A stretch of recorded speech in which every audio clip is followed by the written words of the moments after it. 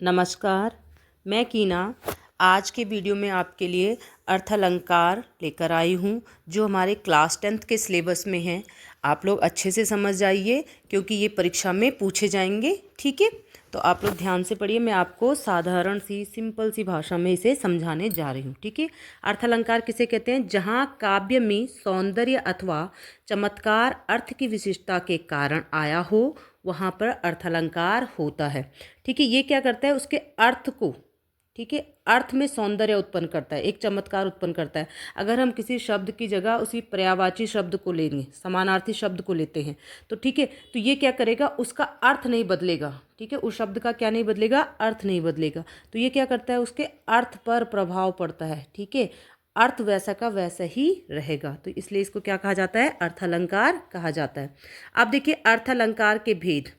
अर्थालंकार के भेद 100 से भी अधिक माने जाते हैं, लेकिन जो मुख्यतः होते हैं जिन्हें हम पढ़ते हैं वो कितने होते हैं? 9 होते हैं।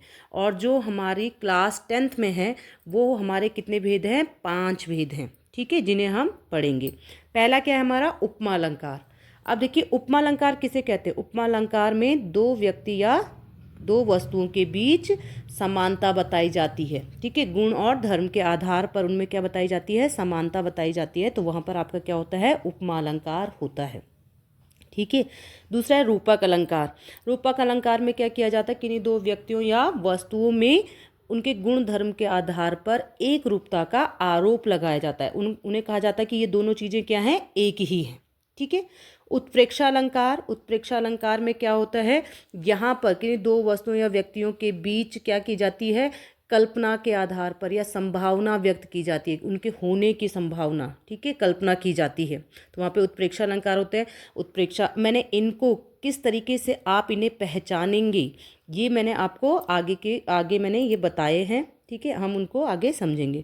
मानवीकरण अलंकार में क्या होता है? जो प्रकृति होती है, प्रकृति की चीज़ों को जब कवि क्या करते हैं? क्रिया करते हुए बताते हैं। जैसे हम लोग काम करते हैं, मनुष्य काम करता है, उसी तरीके से वो क्या है? प्रकृति की चीज़ों को क्रिया करते हुए बताते हैं। हमारे जो आसपास है पेड़ पौधे फूल ये सब क्या कर रहे हैं? जैसे बातें कर रहे हैं। तो वहाँ पर कौन सा अलंकार होगा आपका? मानवीकरण अलंकार होगा। अब है अगला अतिशयोक्ति अलंकार। इसमें कवि क्या करते हैं? बढ़ा चढ़ा करके बातें बोलते हैं, यानी कि जो बात हुई भी नहीं है उसको वो पहले ही कह देते हैं कि ऐसा हुआ था। ठीक है, तो अतिशयोक्ति अलंकार क्या है? बढ़ा चढ़ा करके जहाँ बातें की जाती हैं। अब देखिए उपमा अलंकार। जहाँ उपमेय और उपमान में गुण धर्म के आधार पर समानता बताई जाए वहाँ पर क्या होता है? आपका उपमा अलंकार होता है। दूसरी तरीके से भी आप डेफिनेशन लिख सकते हैं कि जहाँ दो वस्तुओं के बीच समानता का भाव बताया जाए वहाँ पर उपमा अलंकार होता है।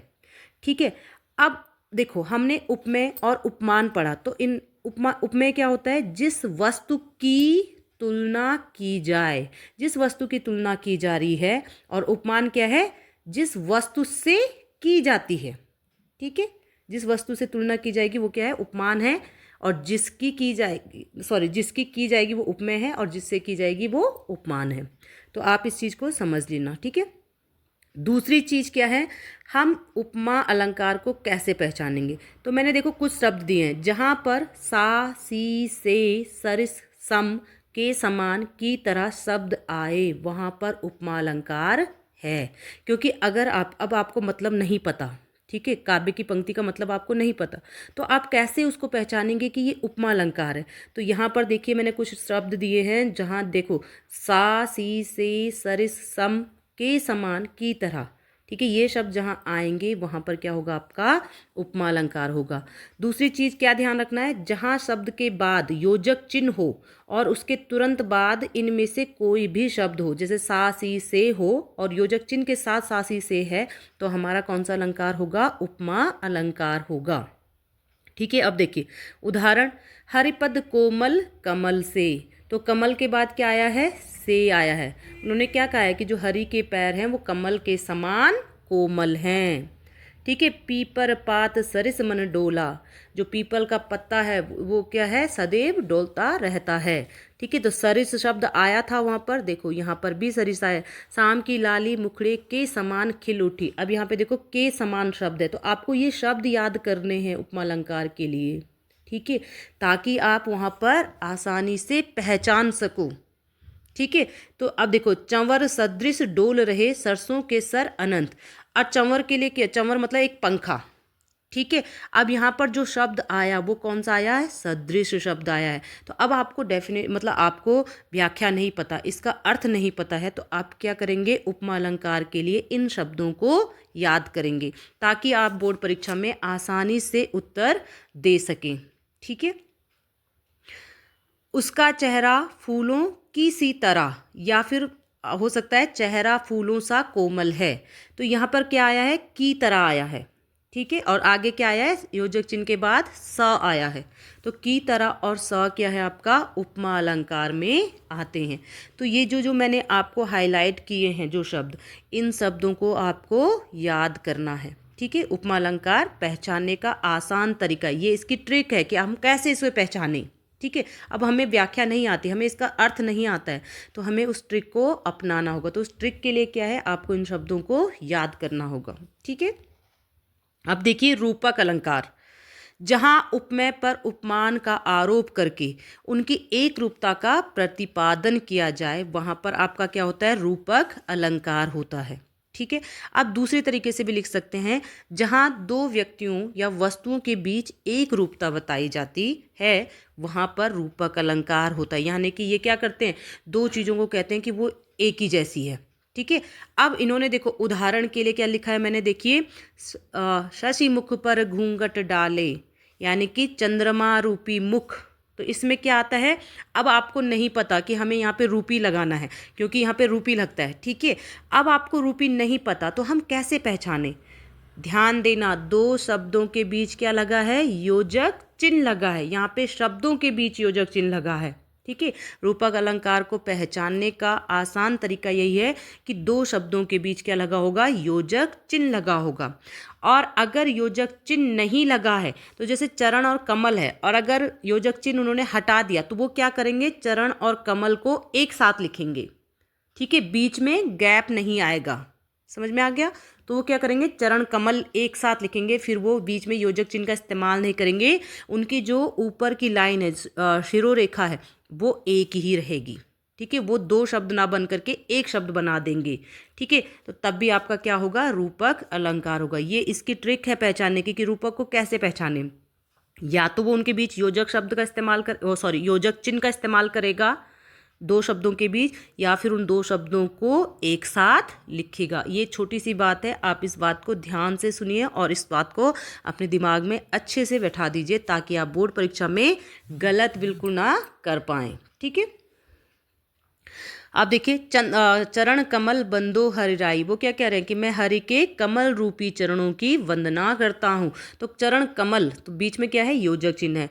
वन सारदी चंद्रिका चादर ओढ़े, तो चांद रूपी चादर। ठीक है, चांद रूपी चादर, लेकिन बीच में क्या है, योजक चिन्ह है पहचानने के लिए। और अगर योजक चिन्ह नहीं होता तो फिर ये क्या है, एक साथ लिखे हुए होते। ठीक है, फिर है देखो, पायो जी मैंने राम रतन धन पायो, तो क्या कह रहे हैं, राम रतन रूपी धन मैंने पा लिया है। ठीक है, मैया मैं तो चंद्र खिलौना लेऊं, बच्चा क्या कह रहा है अपनी माँ से कि मैं चंद्र रूपी खिलौना ही लूंगा। ठीक है, तो बीच में क्या है, योजक शब्द है। प्रीति नदी में पाँव न बोरयो, यानी कि प्रेम रूपी नदी में तुमने क्या नहीं करा है, अपने पाँव को नहीं डुबोया है। ठीक है, आप देखिए, इसमें दो शब्दों के बीच योजक चिन्ह हो। ठीक है, या तो दो शब्दों के बीच योजक चिन्ह होगा, यहाँ पर दो चीज़ों को एक बनाया जाता है। आपको याद रखना है कि दोनों चीज़ों को क्या किया जा रहा है, एक बनाया जा रहा है।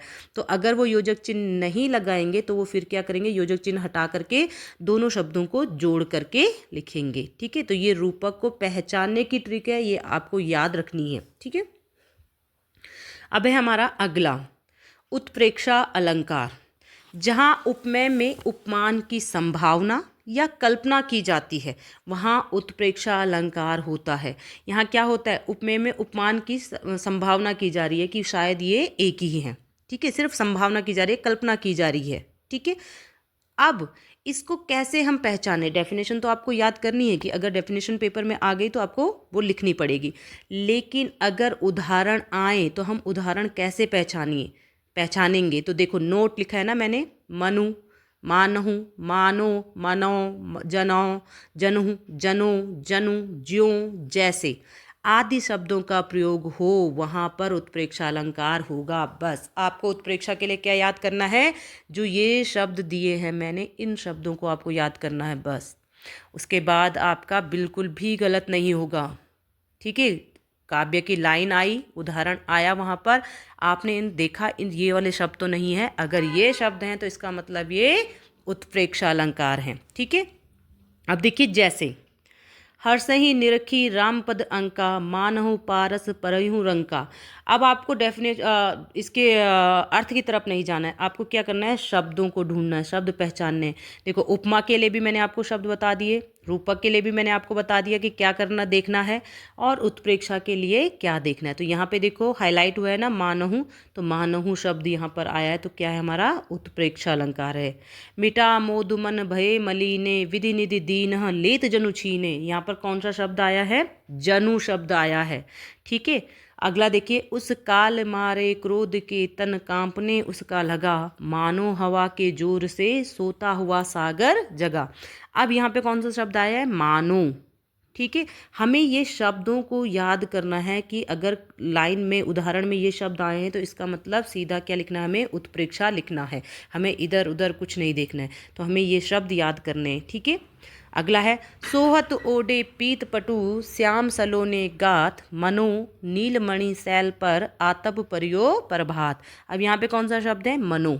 ठीक है, जरा से लाल केसर से की जैसे धुल गई हो, तो यहाँ पर क्या आया आपका, जैसे शब्द आया। पाहुन ज्यों आए हों गांव में शहर के, तो यहाँ पर कौन सा शब्द आया है, ज्यों शब्द आया है। तो हमें क्या है, इसके अर्थ की तरफ ना जा करके हमें उत्प्रेक्षा अलंकार पहचानने के लिए क्या करना है, ये वाले शब्द याद करने हैं। ठीक है, जो नोट में मैंने लिखे हैं वो शब्द आपको याद करने हैं उत्प्रेक्षा को पहचानने के लिए। अब है हमारा मानवीकरण अलंकार। ठीक है, मानवीकरण मैंने आपको बोला ना कि अगर जिस वाक्य से हमें ये लग रहा है कि इसमें क्या है, प्रकृति की चीज़ें हैं। ठीक है, पेड़ पौधे पत्थर मिट्टी नदी ये सारी चीज़ें, और ये क्या कर रही हैं, जैसे क्रियाएं कर रही हैं, जैसे मनुष्य क्रियाएं करता है, अगर ऐसी क्रियाएं ये सब चीज़ें कर रही हैं प्रकृति की चीज़ें, तो इसका मतलब यहाँ पर कौन सा अलंकार है आपका, मानवीकरण अलंकार है। देखिए डेफिनेशन देखिए, जहाँ जड़ अथवा अचेतन तत्वों पर मानवीय भावों संबंधों और क्रियाओं के आरोप से उन्हें मनुष्य की तरह व्यवहार करते हुए दिखाया जाए तो वहाँ पर क्या होता है, आपका मानवीकरण अलंकार होता है। ठीक है, दूसरी देखिए, जहाँ प्रकृति को मनुष्य की भांति क्रिया करते हुए बताया जाता है वहाँ पर मानवीकरण अलंकार होता है।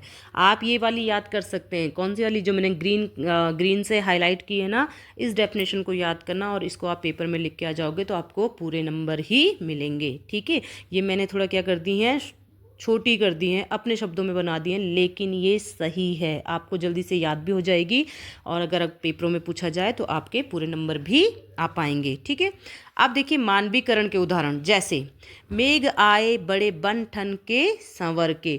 जो मेघ है, मेघ मतलब बादल, तो बादल क्या है, प्रकृति का हिस्सा है।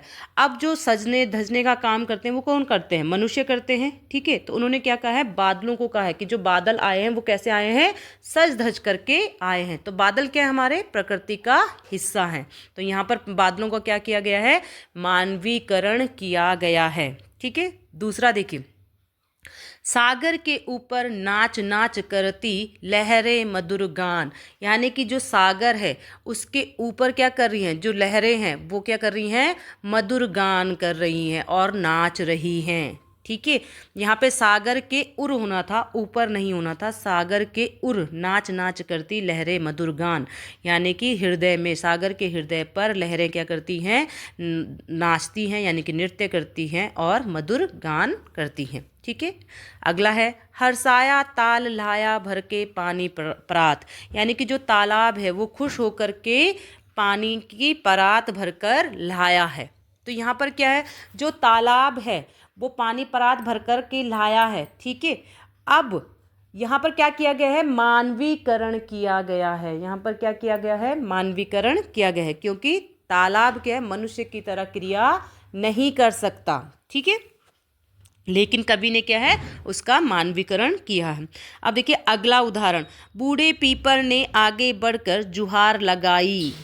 यानी कि जो पीपल का पेड़ है उसके लिए क्या कह रहे हैं वो, उन्होंने सबसे पहले आगे जा कर के क्या किया है, मेहमान का स्वागत किया है। ठीक है, तो यहाँ पर क्या है, मानवीकरण अलंकार है। पीपल क्या कर रहा है, स्वागत कर रहा है आगे बढ़ करके। तो जो हमारे घर के बड़े बुजुर्ग होते हैं वो भी क्या करते हैं, जो हमारे यहाँ मेहमान आते हैं उसका स्वागत सबसे पहले वो करते हैं। तो यहाँ पर क्या किया गया है, मानवीकरण, मतलब मानवीकरण किया गया है। तनकर भाला यह बोल उठा, राणा मुझको विश्राम ना दे। ये भला हो गया ना, ये भाला है। ठीक है, तनकर भाला यह बोल उठा राणा को, ठीक है, मुझको विश्राम ना दे, यानी कि तनकर, अब भाला, अब जो भाला होता है फेंकने वाला, ठीक है, वो भाला क्या बोल सकता है, नहीं बोल सकता है, लेकिन इसमें क्या किया है कवि ने, मानवीकरण किया है। ठीक है, फूल हंसे कलियां मुस्काई, यानी कि फूल हंसते हैं और जो छोटी छोटी कलियां निकली हुई होती हैं वे मुस्कुरा रही हैं। तो कवि ने क्या किया है, कविता में मानवीकरण किया है। तो इस तरह का जहाँ पर आपको दिखेगा कि प्रकृति की चीज़ें हैं लेकिन वो क्या कर रही हैं, क्रिया मनुष्य की तरह कर रही हैं, तो इसका सीधा सीधा मतलब होगा कि यहाँ पर क्या है, आपका मानवीकरण अलंकार है। ठीक है, आज के लिए हम इतना ही पढ़ेंगे। अब आगे के वीडियो में हम पढ़ेंगे अतिशयोक्ति अलंकार और उभय अलंकार, और इसके मैं आपसे कुछ क्वेश्चन आंसर पूछूंगी, देखते हैं आप जवाब सही देते हैं या नहीं। ठीक है, धन्यवाद। चैनल को सब्सक्राइब कीजिए, कमेंट्स कीजिए, लाइक कीजिए और शेयर ज़रूर कीजिए, तभी तो मुझे भी एक हौसला मिलेगा अगर आप लोग सब्सक्राइब करते हैं तो।